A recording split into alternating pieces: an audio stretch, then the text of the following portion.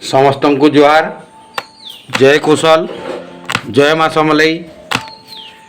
20/6/2025 आजिर दिने नरसिंहनाथ न बाहरी करी सम्बलपुर तक कुशल क्रांति सेनार गोटे पदयात्रा अच्छे। से अनेक अनुष्ठान माने जुड़ी करी आमे भी ताकर संगे सामिल हमा।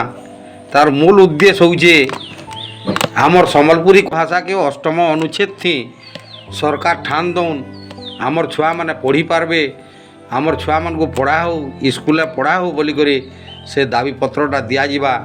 सेटा आमर संस्कृति परंपरा के जुड़ी करी आमर भाषाटा मूल जिनिस है।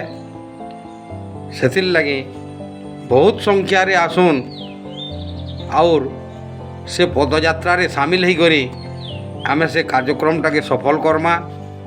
मुझे आपण मान को पदे कही नौ जाए जे भूली नहीं जीवो माँ माइट भाषा, पासरीबू नहीं भूरी, भूली नहीं जीवो तिहार बाहार, आमिल पखाल खुरी, पिंधना सम्बलपुरी।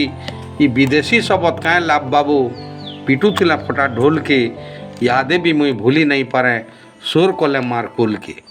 किंतु आपण माने तो देखुचन नेता मान को आमे भरसा करी करी केते प्रकार आशा करिथिला। से माने भोटर आगुन कहले जे आमे भाषा करिनेमु, आमे राज्य करिनेमु, किंतु भोट जीति गला परे जे कहसी पाखे आर करसी पाखे 5 लुक हेठिया मनुष्य हेले भी जानबो हेटा पक्का गुहुखिया, पक्का गुहुखिया।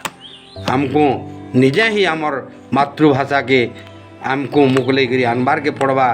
अष्टम अनुच्छेद थी हमको दाबी करबार के पड़वा।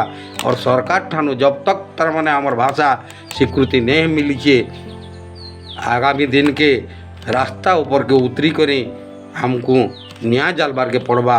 सेतिर लगी मु युव समाज के आमर अनेक समस्त लोग को मुझे अनुरोध करुचे आपण मैंने आसुन आरी कार्यक्रम थी जोग दे करी बहुत संख्या रे जोग दे करी आमे हमर दाबी के पूरण करमा। धन्यवाद। जोहार। जय कुशल, जय माँ समलई।